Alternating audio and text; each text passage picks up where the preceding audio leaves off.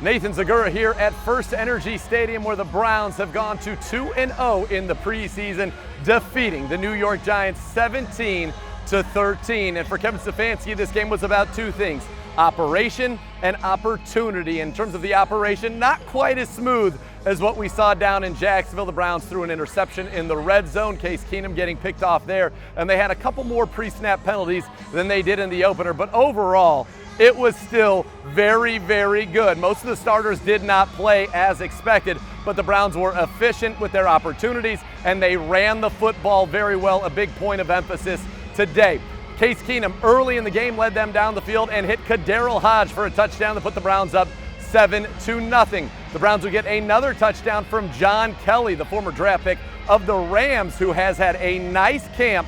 Well, he had a great preseason game today. He was the Browns' leading rusher and barreled in with a tough touchdown around the left side for the Browns' second score of the day. Chase McLaughlin in that kicking battle with Cody Parkey would add a 49-yard field goal into the dog pound that would have been good from 60. Plenty of leg there as that battle continues to be strength versus strength. The Browns have yet to miss a kick this preseason. So the operation, it was good, but the opportunity, that's what it's about. Guys trying to make the case that they should be on the Cleveland Browns roster, and if not here, put out their resume to the rest of the National Football League. Offensively, John Kelly continued his strong camp, as I said, and he was the team's leading rusher. The Browns, by the way, ran for 163 yards on 6.5 yards per carry after running 22 times for just 29 yards down in Jacksonville. So they got that ground game going. Jonas Johnson averaged about 9 yards per carry. Demetric Felton looked good running the football as well. So you talk about John Kelly. Receiving, how about Davion Davis? He just continues to make plays,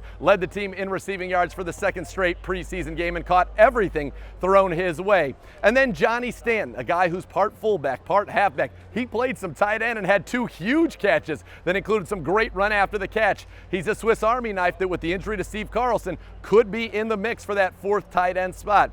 And then defensively up front, you had some of the young guys. Malik McDowell in his first action with the Browns picked up a sack and had some great penetration to disrupt the Giants down at the goal line. Same with Joe Jackson, building off his strong performance down in Jacksonville as well. And Jordan Elliott had a nice sack, the second-year player, the Browns' third-round pick a year ago out of Missouri. In the secondary, Richard LeCounte. He had an interception in Jacksonville. He ended this game coming up with an interception on a tipped ball, his second in the preseason. That was good to see, and A.J. Green continues to play very well at corner for the Browns. And it was also nice to see Greg Newsome, the first-round pick, outside last week, do some work inside. He looks like a stud. On the injury front, Greedy Williams, he had to leave early with a groin injury today, and Montrell Meander left with an ankle injury as well. There was also Alex Taylor, who left with an ankle injury, the offensive tackle. But overall, a good day for the Browns. They accomplished their business, and with the Giants trying to drive